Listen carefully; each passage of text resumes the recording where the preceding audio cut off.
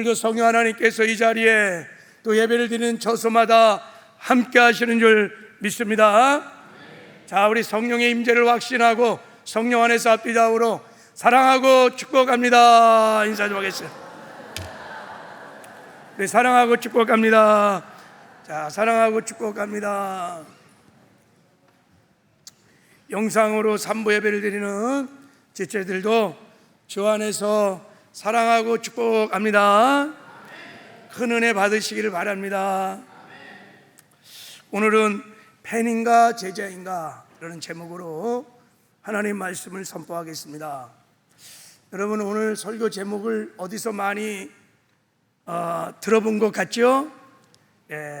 팬인가 제자인가, 이 제목은 제가 지은 것이 아니고 칼 아이들먼 목사님이라는 분이 책을 쓰셨는데 그 책의 제목이 이렇습니다. 자, 나로 팬, 한글판으로는 팬인가 제자인가, 이 책 제목에 오늘 설교의 제목이에요. 자, 이 목사님이 이런 책을 쓰게 된 동기가 그 서문에 보면 이렇게 나와 있습니다. 자신이 그 누구보다도 예수를 잘 믿는 예수님의 제자라고 생각했대요. 근데 어느 날부터 하나님의 말씀에 자기의 삶을 이렇게 비춰보니까 자신은 제자가 아닌 거예요. 그냥 교회만 왔다 갔다 하는 그냥 예수님의 팬에 불과했던 것을 깨닫고 이분이 큰 충격을 받습니다. 그래서 회개를 하고 이제 내가 팬이 아닌 제자로서 다시 신앙생활을 하면서 자기가 깨닫고 경험했던 제자도를 정리해서 쓴 책인 것입니다. 이 제자도를 많은 사람들에게 알리고 싶어서 이 책을 쓴 것입니다. 이 책이 초판이 나왔을 때 미국 기독교 사회에 굉장한 충격과 도전을 줬습니다. 그래서 센세이션이 일어났는데 그동안 예수님의 팬처럼 살았던 수많은 크리스찬들이 이 책을 읽고 여기서 전하는 제자도를 읽고 통회하고 자복하고 회개하는 역사가 막 일어나고 이제 다시 예수님의 제자로 내가 살겠다 결단하면서 이게 나로브 팬이라는 이 운동이 막 전 세계적으로 확산되기도 했어요. 지금도 굉장한 부흥을 일으키고 있는 책입니다. 자, 오늘 이 책과 오늘 본문의 말씀을 보면 교회 안에는 두 종류의 사람이 있다는 것을 알 수 있습니다. 첫 번째는 그냥 예수를 믿고, 오늘 본문에 보면 여기 보면 자 4장 25절에 보면 이렇게 나왔죠. 갈릴리 데가볼리와 예루살렘과 유대와 요단강 건너편에 수많은 무리가 따르니라 그랬어요. 그러니까 막 예수님이 기적을 막 일으키고 빵을 먹이고 막 그러니까 사람들이 자기의 필요를 채우기 위해서 자기의 유익을 따라 막 은혜를 구하는 무리들이 막 몰려오고 있어요. 바로 이 무리들이 팬입니다. 팬. 교회 안에는 이런 팬이 있다는 거예요. 또 하나는 예수를 믿는 것을 넘어서 대가를 지불하고 권리를 포기하고 막 희생을 치르면서 예수를 따르는 제자들이 있는 거예요. 그들이 가는 곳마다 주의 영광이, 주의 나라가, 인격과 성품이 막 드러나고 나타나게 하는 제자들이 있다는 거예요. 자, 여러분 어떻습니까? 나는 팬인가 제자인가? 자, 이제 칼 아이들먼 목사님이 제시하는 이 제자도를 가지고 한번 나는 팬인가 제자인가를 한번 점검해보는 시간을 좀 갖기를 원합니다. 오늘 예수를 따르는 제자도에 관한 좀 딱딱한 말씀을 전할 것입니다. 미리 부탁을 드립니다. 오늘 설교를 들으면서 굉장히 불편해하실 분이 있을 것 같아요. 난 저런 설교 듣기 싫어. 그리고 마음에 막 스트러글이, 충돌이 막 일어나기도 할 것 같아요. 자, 그럼에도 불구하고 제가 소원하고 또 바라는 것은 이 말씀에 깊은 찔림을 받고 그리고 좀 애통하면서 이 칼 아이들먼 목사님처럼 야, 내 신앙의 적나라한 모습을 보고 야, 나는 팬이구나. 나는 제자의 삶을 지금 살지 못하는구나. 내가 주님의 영광을, 나라를 드러내고 나타내지 못하는 팬의 삶을 사는 것을 깨닫고 회개하고 다시 주님이 걸어갔던 십자가 길, 제자 길을 걸어가는 은혜가 있기를 주님의 이름으로 축복합니다. 이 소망 붙들고 제가 오늘 설교를 하려고 합니다. 자, 이 책을 보면 칼 아이들 목사님이 7가지를 가지고 팬인지 제자인지를 구별하는 그 기준점을 제시합니다. 자, 첫 번째는 팬인가 제자인가, 나의 뜻인가 하나님의 뜻인가 라는 거예요. 팬은 자기가 늘 좋아하는 것, 열광하는 것을 추구합니다. 팬은 자기가 좋아하는 것을 막 추구하되 희생 없이 그런 것을 챙기려고 한다는 거예요. 그래서 팬 같은 제자는, 팬 같은 신자는 내 기도가 얼마나 응답되었는가에만 관심이 있습니다. 내 마음, 내 뜻, 그리고 내 필요를 하나님께 막 어떻게 알리려고 기도를 합니다. 그러니까 하나님의 마음, 하나님의 뜻에는 별 관심이 없어요. 그러나 제자는 내 기도를 통하여 하나님의 뜻이 얼마나 이루어졌을까, 하나님의 마음에 관심이 있어요. 이 하나님의 마음을 알고 이 마음을 이루어드리게 하여 자기가 대가를 지불하는 거예요. 내가 마땅히 누려야 할 권리들을 포기하는 거예요. 이것을 제자라고 하는 것입니다. 여러분 혹시 이런 얘기 들어본 적 있죠? 또 이런 얘기를 한 적도 있고, 야, 이놈이 철이 들었네, 그래. 이놈이 철이 들었어. 이렇게. 우린 부모 입장에서 이런 말을 언제 합니까? 또 언제 듣습니까? 야, 이놈이 내 마음을 알아. 내 이 아비의 마음을 네가 아는구나. 이럴 때 철이 들었다고 말합니다. 우리가 팬이 아니라 제자로 살아간다는 것은 무슨 이야기냐면 하나님의 마음을 아는 거예요. 하나님이 우리를 향하여 네가 내 마음을 아는구나. 하나님의 마음을 알아서, 하나님의 뜻을 알아서 하나님의 마음을 따라 하나님을 섬기는 거예요. 여러분 복음성가에 이런 성가가 있습니다.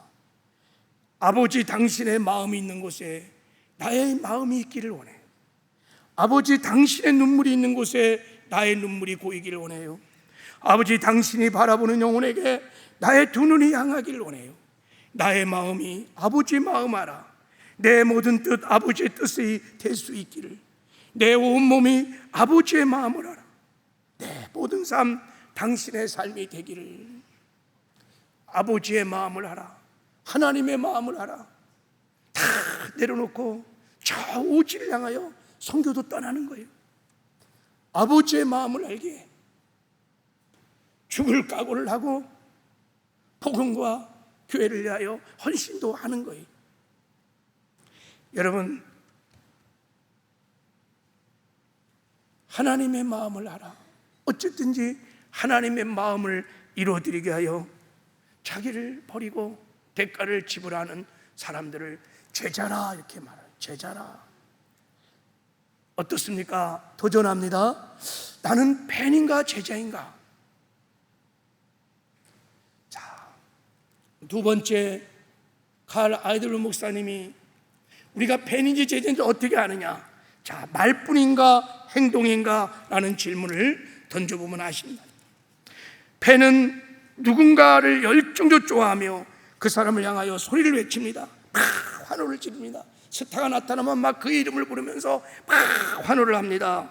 그런데 그 팬들은 희생을 하지 않는다는 거예요. 그냥 희생 없이 즐기기만 합니다.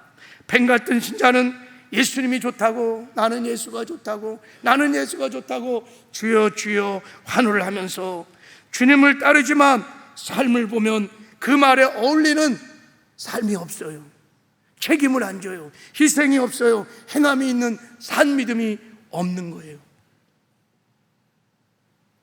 그러나 제자는 말로만 주여져 하는 것이 아니라 행동을 합니다. 행함이 따르는 산 믿음을 가지고 삽니다. 여러분, 나를 움직일 수 없는 믿음은 죽은 믿음이에요. 사람은 믿는 것만큼 행동하게 되어 있습니다. 여러분, 그래서 믿음은 언제나 행동으로 증명이 되는 것입니다. 제자는 늘 말로만 아니라 행동을 통하여 대가를 지불하며 권리를 포기하며 희생을 하며 그 믿음을 증명합니다. 이걸 제자라고 하는 거예요. 여러분 어떻습니까? 나는 팬인가 제자인가? 지금 이 시대를 살아가며 예수를 믿는 것 때문에 나는 손해를 보고 사는가 그렇지 않은가? 희생을 하며 사는가 그렇지 않은가? 이 질문 앞에 내가 팬인지 제자인지를 알 수 있는 거예요. 자, 세 번째, 칼 아이드월 목사님은 이렇게 질문해 보라는 거예요. 지식인가 친밀함인가? 그러는 거예요. 팬들은 여러분 자기가 좋아하는 스타에 대해서 정보를 얼마나 잘하는지 몰라요. 자기가 좋아하는 연예인 마스터들에서 다 알아요. 가족들, 어린 시절 사항들, 잘 먹는 음식들, 취미 다 알아요. 근데 팬은 정작 그 대상과 인격적인 친밀한 교제를 나누지 않아요. 그의 깊은 마음을 알지 못해요. 여러분 팬 같은 자는 설교를 어마어마하게 들어갔고 몇십 년을 들어갔고 너무너무 잘 알아요. 성경 공부도 많이 했어요. 성경도 많이 알아요. 예수님에 대하여 많은 지식을 갖고 있지만 날마다 주님과 인격적인 친밀한 교제를 나누지 않으면 제자일 수 없다는 거예요. 여러분 지식과 친밀함은 다른 것입니다. 한마디로 얘기하면 지식은 그냥 예수님에 대하여 머리로 지식으로 about 예수님에 대하여 아는 거예요. 친밀함은 예수님의 마음을 아는 거예요. 그래서 주님과 날마다 인격적인 친밀한 교제를 나누면서 그의 마음에 관심을 갖는 거예요. 체험적으로 인격적인 친밀한 교제 안에서 주님을 알아가는 거예요. 이것을 제자라고 하는 것입니다. 나는 지금 팬의 생활을 하는가 제자의 삶을 살고 있는가? 자, 네 번째, 칼 아이드월 목사님이 이렇게 묻습니다. 많은 애인 중에 예수님이 한 명인지 아니면 예수님이 단 하나뿐인 내 애인인지 이 질문을 던져보라는 거예요. 팬은 여러분 열광하는 스타나 연예인을 유일하게 좋아하진 않습니다. 돈도 좋아하는 것도 있고 자신도 좋아하고 누군가를 좋아하면서 동시에 그 팬은 그 대상을 좋아합니다. 그리고 자기 취향이 달라지거나 시간이 지나거나 내가 열광했던 그 대상이 인기가 떨어지거나 매력 포인트가 사라지면 가차없이 바꿀 수도 있어요. 팬 같은 신자는 예수를 좋아하고 사랑하는데 예수님만 사랑하는 것이 아닙니다. 예수님도 사랑해요.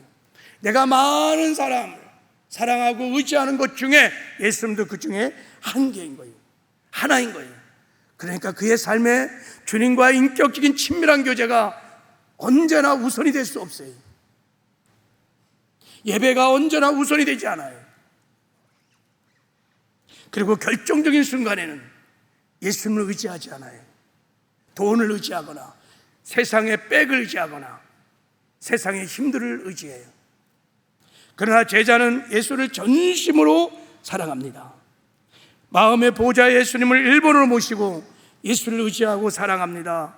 내 안에 사시는 주님이 내가 사랑하고 의지하는 많은 것 중에 하나가 아니라 only one인 거예요. 상처나지의 유일하신 내 상의 주인이신 거죠. only one. 여기서 예수를 사랑한다는 말은 예수를 제일 첫 번째 자리에 두라는 그런 뜻이 아닙니다. 아예 예수님 말고 두 번째 자리를 만들지 말라는 거예요. 제자는 두 번째, 세 번째 자리가 없어요.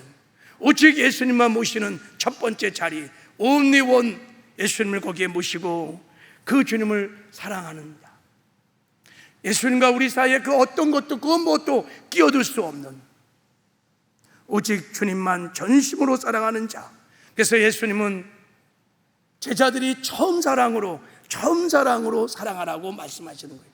제자들은 첫사랑으로 예수를 사랑하는 것입니다. 내 마음의 보호자에 언제나 주님이 only one이시죠. 그 주님을 사랑하기 때문에 찬송도 하고 기도도 하고 이렇게 예배도 드리고 교회 와서 헌신도 하고 충동도 하는 거예요.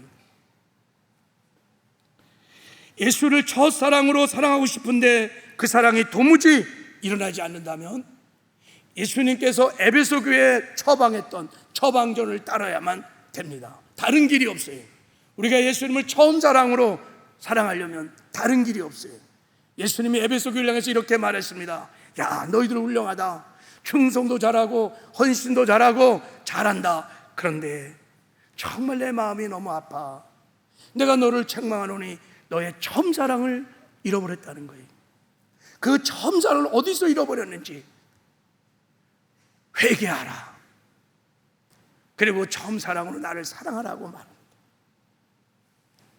여러분, 내 마음의 1번에 only one 대신 주님을 밀어내고 무엇인가 돈이, 내 자신이, 아니면 자식이, 아니면 직장이 앉아있는 것입니다. 그래서 반드시 회개를 해야 우리가 처음 사랑으로 예수님을 사랑할 수 있는 것입니다. 나는 팬인가? 나는 주님을 사랑하는 제자인가? 자, 다섯 번째, 율법인가 은혜인가라는 질문을 던져보면 알 수 있다는 거예요.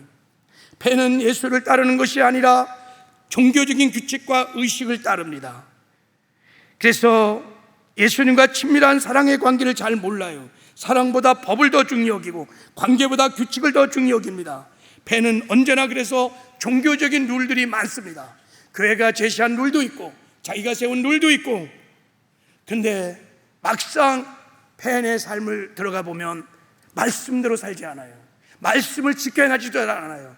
그래서 겉과 속이 다른 위선적인 삶을 살기 때문에 신앙생활이 굉장히 사실은 고통스러운 거예요. 즐겁지가 않아요. 기쁨이 없어요. 그러나 제자는 예수님과 친밀한 사랑 관계에서 우러나오는 사랑의 마음으로 헌신도 하고 순종도 하고 섬겨요. 그래서 헌신이 즐겁습니다. 순종이 즐겁습니다. 여러분, 뭐든지 사랑으로 하면 즐겁습니다. 힘든 일도 즐겁습니다. 야곱이요, 라헬을 사랑해서요, 그 양을 치는 그 힘든 목동, 그 어려운 일들을 7년이 하루같이 갔다고 그러는 거예요. 사랑하면 즐겁습니다. 나는 제자인지 나는 팬인지. 자, 여섯 번째, 이런 질문을 던져보라는 거예요. 자신의 힘인가 성령의 힘인가? 교회만 왔다 갔다 하는 무리들인 팬은 자기가 살아있어요. 내가 살아있어요. 그래서 내 힘과 내 능력으로 신앙생활을 하려고 해요. 자기 힘으로 뭔가를 하려고 하고, 그리고 내가 성취하면 그것을 자랑해요. 또 성취하지 못하면 너무 낙심하고 절망해요. 왜 자기 힘을 이렇게 의지하려고 하는 것일까? 내 스펙, 내 경험, 내 실력들을 왜 이렇게 자꾸 의지하는 것일까? 그것은 왜 자기 힘으로 자꾸 살려고 하는 것일까? 그것은 펜 같은 제자는, 선자는 자기를 몰라요. 자기의 연약함, 자기의 부족함, 자기가 깊은 죄성에 빠져있는 죄인이라는 것을 잘 몰라요. 그리고 하나님을 인격적으로 체험적으로 알지 못해요. 그래서 성령님을 의지하지 않아요. 그래서 펜은 자기 힘으로 하려고 하는 거예요. 그러니까 쉽게 지치고 쇠잔하고, 자기 마음대로 안 되니까 짜증도 나고, 신앙생활에 짜증을 많이 내요. 분노가 일어나요. 내 힘으로 사는 거예요. 그러나 제자는 자신의 연약함을 압니다. 적나라한 자신의 그 연약감에 직시해 본 적이 있습니다. 나는 성령 하나님이 없이는 아무것도 아니구나. 나는 아무것도 할 수 없는, 정말 인간의 한계를 알고 있는 사람입니다. 세상의 힘의 한계도 알고 있습니다. 그리고 하나님을 깊이 만나서 그 영광 중에 하나님이 누군지도 알고 있습니다. 그래서 성령님을 늘 인정하고 환영하고 모셔드리고, 성령의 통치와 다스림을 기뻐하고, 성령의 충만함을 언제나 갈망하며 기도합니다. 기도가 삶인 거요.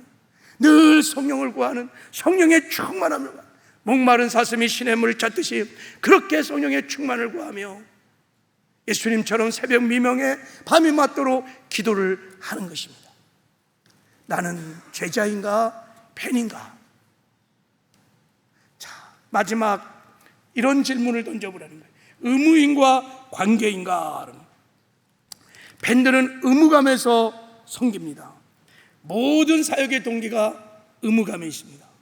근데 제자는 주님을 사랑하기에 그 사랑의 관계에서 헌신도 나오고 수고도 나오고 봉사도 나오고 충성도 나옵니다. 동기가 사랑입니다. 그래서 여러분, 펜 같은 제자들, 이 신자들은 정해진 사역 외에는 더 이상 헌신하지 않아요. 예수님이 이렇게 말씀하셨어요. 너희들 오리를 가고자 하거든 십리를 같이 동행하거라 그랬어요. 펜은요, 오리 인생입니다.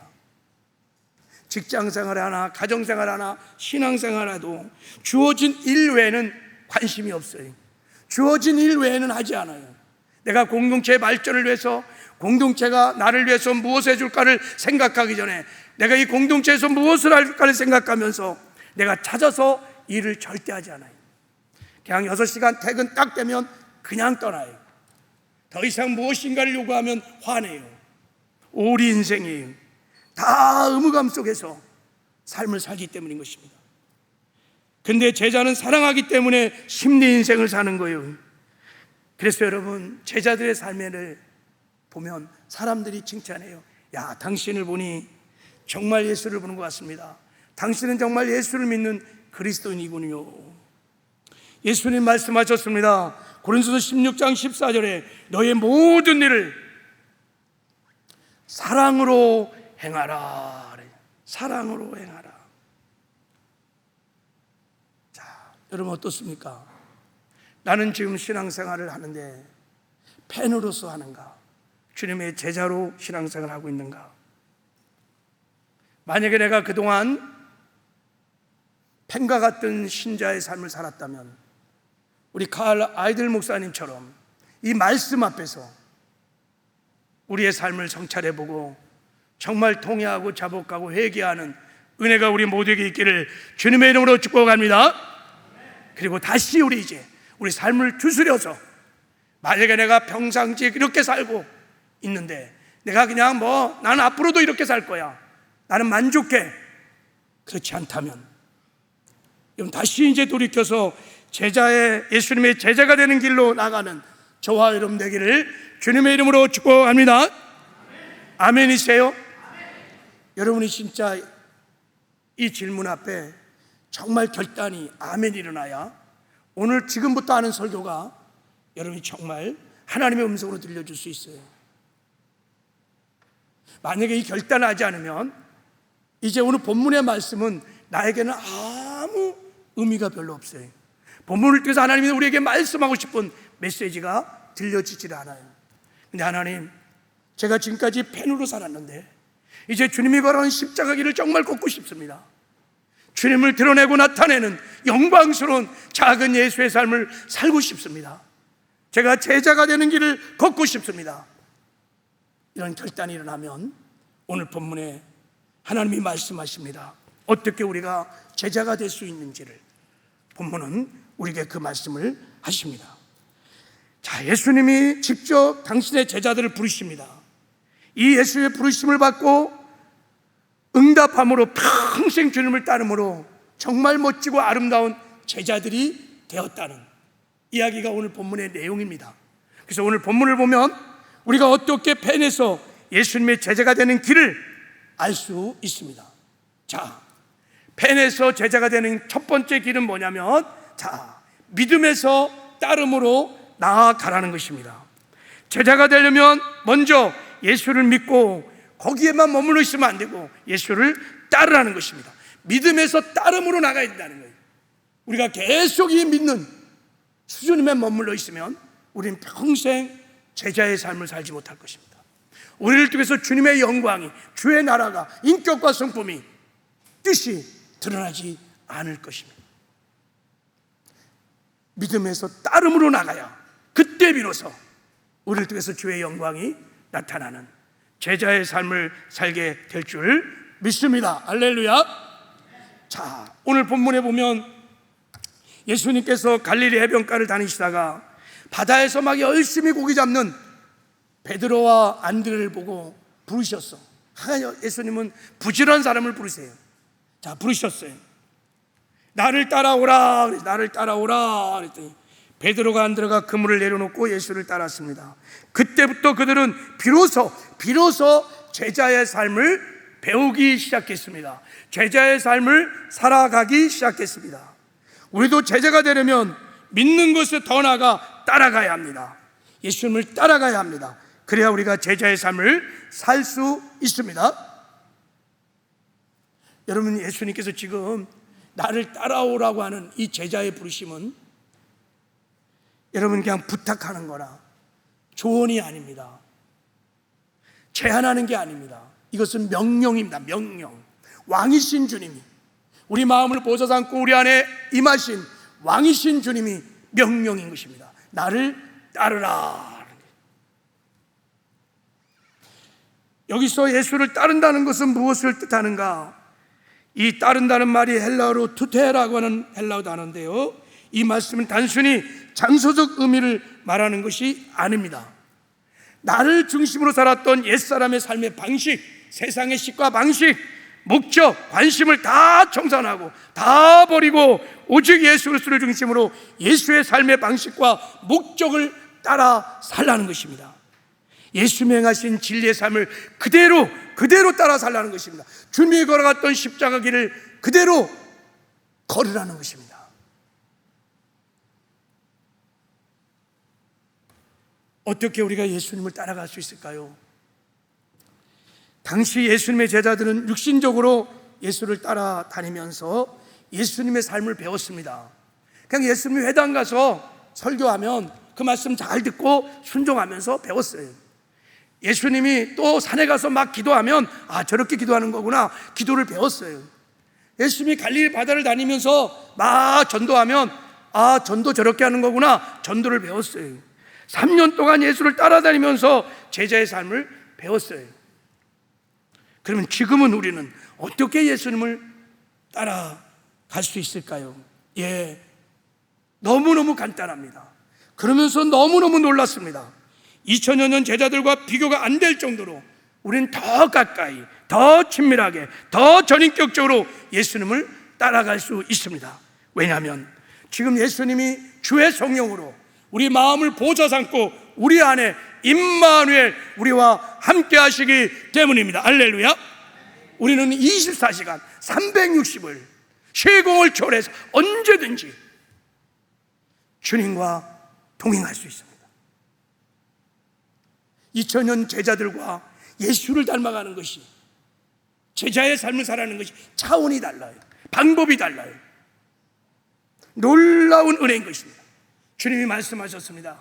하늘과 땅의 모든 권세를 내게 가졌으니 볼지어다 세상 끝날까지 내가 너희와 함께 하리라. 이 함께 하는 것은 내가 성령으로 와서 너희들과 함께 살겠다는 거예요. 영원히 함께 살겠다는 거예요. 그래서 주님이 이렇게 말했습니다. 왜 우리를 구원시켰느냐?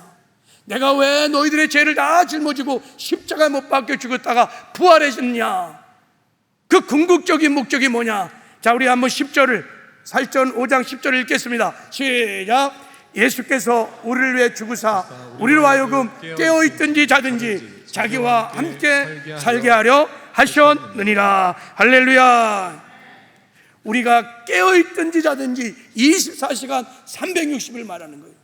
항상 내가 너희와 함께 할 거야.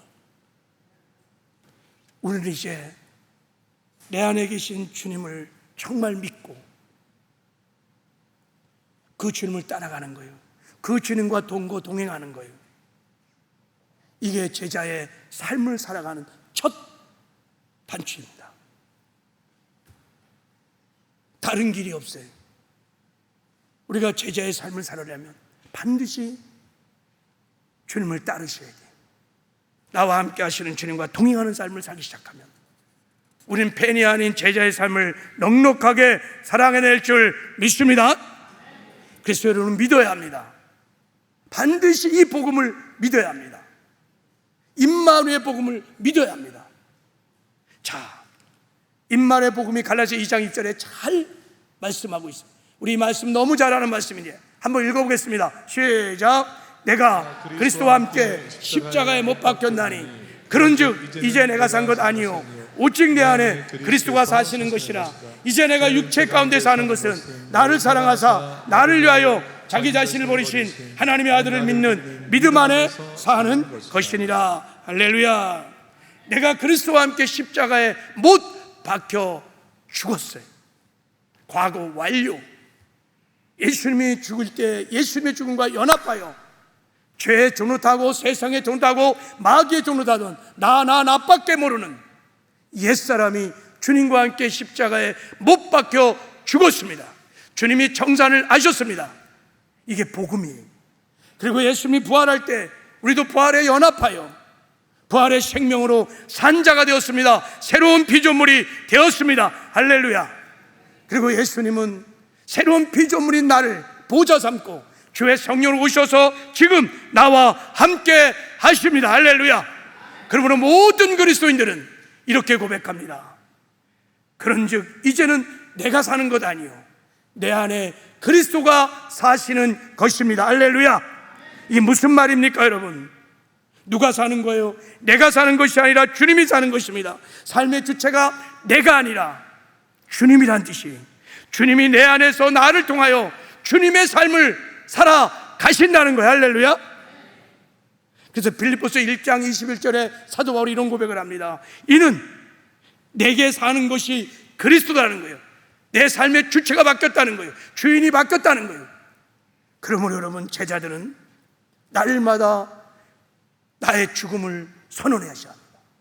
그리고 내 안에 계신 주님이 내 생명의 주인이요, 내 삶의 주인이요, 우리 가정의 주인이요, 내 직장생활의 주인이요, 교회의 머리시요, 열방의 주인임을 늘 인정을 하셔야 합니다. 할렐루야. 주인 되신 주님의 말씀에 바로바로 순종하는 삶을 사셔야 합니다. 이게 제자가 되는 길입니다. 그래서 여러분, 정말 예수를 내가 믿는다면 믿음과 따름은 절대 분리될 수 있는 게 아닙니다. 여러분, 내가 예수를 믿는다고 하면서 제자가 아니라 뱀 같은 삶을 살아가고 있다면 그것은 첫 번째는 회개를 안 할 수 있습니다. 내가 주인 돼서 내 멋대로 살아가는 이 교만의 죄, 예수를 주인으로 믿지 않는 이 불신앙의 죄를 회개를 안 했거나 예수를 내 마음의 주인으로 영접해 본 적이 없어요. 우리가 예수를 믿는다는 것은 예수님이 내 죄를 사하는 구주시여 십자가 죽이고 부활하셔서 나에게 생명을 주시는 기독교적인 교리를 믿는 게 아닙니다. 그런 지적 동의라는 것이 아니라 사망 권세를 파하시고 부활하신 내 생명의 주가 되시는 주님을 내 마음에 영접한 것입니다. 내 마음에 모신 것입니다. 그러므로 여러분, 예수를 정말 믿는 자들은 믿음에서 따름으로 나아갈 수밖에 없는 것입니다. 그래서 예수님이 오셔서 첫 번째 일성이 뭐냐? 회개하라, 그리고 복음을 믿어라, 그리고 두 번째 말씀이 나를 따르라는 것입니다. 따를 수 있다는 거예요. 여러분, 내가 죽고 예수로 살아 늘 주님을 내 삶의 주인으로 인정하고 늘 주님 바라보면서 주님의 말씀에 순종하고 주님과 동행하기 시작하면 우리의 삶에 어떤 일이 벌어지느냐? 포도나무 되시는 주님의 열매들이 맺혀지기 시작합니다. 주의 영광이 나타나기 시작합니다. 주의 나라가 나를 통해서 드러나기 시작합니다. 주의 의와 거룩함들이 나타나기 시작합니다. 주의 인격과 성품이 나타나기 시작합니다. 주의 사랑이 나타나기 시작합니다. 할렐루야. 사람들이 나를 통하여 주의 영광을 봅니다. 주를 만나기 시작합니다.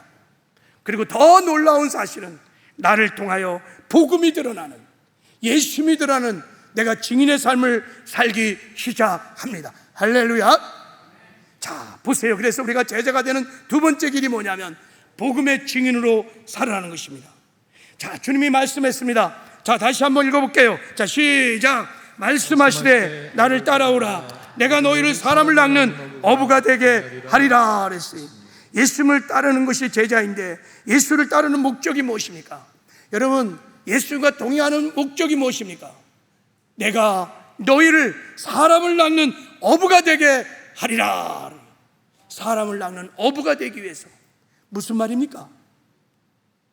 복음을 전해서 죽어가는 사람을 살리는 것입니다. 복음의 증인이 되는 것입니다. 예수의 증인이 되는 것입니다. 근데 여러분, 우리 제자들이 이 복음을 세상에 전하는 방법이 세 가지가 있습니다. 복음은 여러분, 듣는 복음이 있어요. 그래서 우리가 복음을 담대하게 전하면 세상 사람이 복음을 듣습니다. 복음은 듣는 복음뿐만 아니라 또한 보는 복음도 있어요. 성령 충만하여 귀신도 쫓고 병도 고치고 하나님 나라가 이 땅에 임했다는 것을 보여줄 수 있습니다. 그럴 때 사람들이 예수를 믿어요. 보는 복음은 또한 느끼는 복음도 있습니다. 우리가 주의 사랑으로 실천하고 세상에 나가서 이웃을 섬기고 사랑하기 시작하면 그들이 복음을 느끼기 시작합니다. 어제 우리 남녀 선교회가 다 나와서 이 지역의 어르신들을 초청해서 우리 삼계탕에 이렇게 잔치를 열었죠. 안내도 하고 요리도 하고 막 섬겼어요. 이게 여러분 느끼는 복음인 거예요. 이 복음을 전한 것입니다. 이들은 이 복음을 체험한 것입니다. 나중에 제가 실버대를 한번 해보니까 이런 느낌의 복음을 풍성히 받았던 할아버지 할머니들이 임종 직전에 제가 찾아가서 복음을 전하면 거의 다 예수를 영접했어요. 다 천국으로 들어가셨어요. 여러분, 제자들은 가는 곳마다 여러분의 삶의 자리에서 듣는 복음으로, 보는 복음으로, 느끼는 복음으로 복음의 증인의 삶을 살아야 될 줄 믿습니다. 할렐루야. 이게 우리가 주님과 동행하는 목적이. 그러므로 여러분, 우리가 다시 한번 이 말씀을 우리가 명심을 다시 한번 읽어보겠어요. 시작. 말씀하시되 나를 따라오라. 내가 너희를 사람을 낚는 어부가 되게 하리라 하시느니라. 여러분, 이 말씀을 한번 잘 보십시오. 예수님이 뭐라고 그러셨냐면 내가 너희를 사람을 낚는 어부가 되라 이렇게 말한 게 아니에요. 뭐라고 말씀하냐면 내가 너희로 사람을 낚는 어부가 되게 하리라 이렇게 말했어요. 되어진다는 거예요. 언제? 우리가 예수를 따를 때, 언제? 우리가 예수와 동행할 때 복음의 증인이 되어진다는 것입니다. 할렐루야.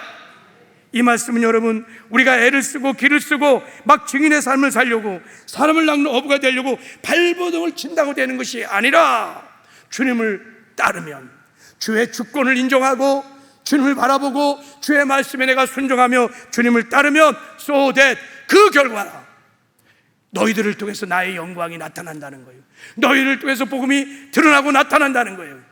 너희들이 복음의 증인이 되어진다는 것입니다. 할렐루야. 그래서 우리가 여러분 정말 증인의 삶을, 제자의 삶을 살기를 원한다면 우리의 신앙생활의 유일한 목표는 어디다 둬야냐면 주님과 동행해 둬야 합니다. 주님과 날마다 인격적인 친밀한 교제에 두셔야 합니다. 나는 죽고 예수로 사는, 이것이 모든 제자의 삶의 목표가 되어야 하는 것입니다. 그러면 우리는 제자의 삶을 넉넉하게 살게 될 줄 믿습니다. 할렐루야. 마지막으로 한 가지 더, 우리가 펜에서 제자로 가는 세 번째 길은, 우리 한번 읽어보겠습니다. 시작. 주님과 복음을 위해 모든 것을 버리라. 복음과 교회를 위해서 버려야 합니다.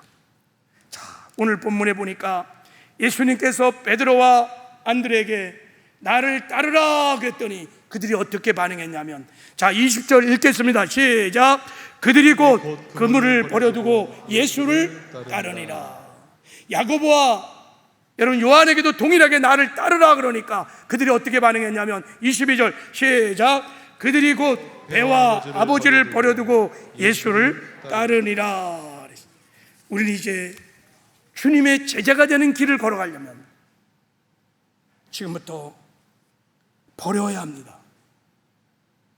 배와 그물과 아버지를 내려놔야 합니다.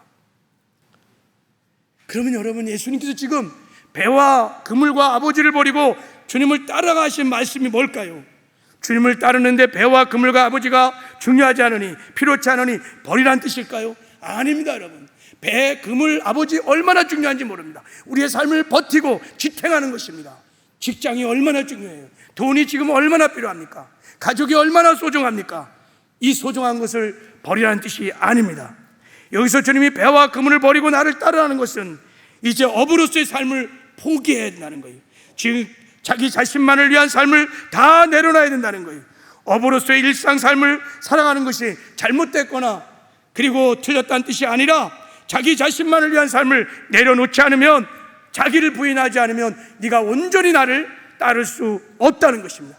그러므로 자기를 부인하고 나를 쫓아야 된다고 말씀하는 거예요. 다시 말하면 이 말씀은 배와 금을 아버지가 너에게 너무너무 소중하지, 이게 삶을 버티고 지탱하는 것이지, 근데 이것도 예수님보다 더 의지하고 더 사랑하고 더 가치를 두면 나를 따를 수는 없어. 이것들을 더 나보다 사랑하고 더 가치 있게 여기면, 이것이 너의 삶의 주인이 되고 우상이 되면 나를 따를 수가 없어. 나를 따르지 않으면 너희를 통해서 나의 영광이 나타날 수가 없단다. 그래서 버리라는 거예요. 그래서 예수님이 말씀하셨습니다.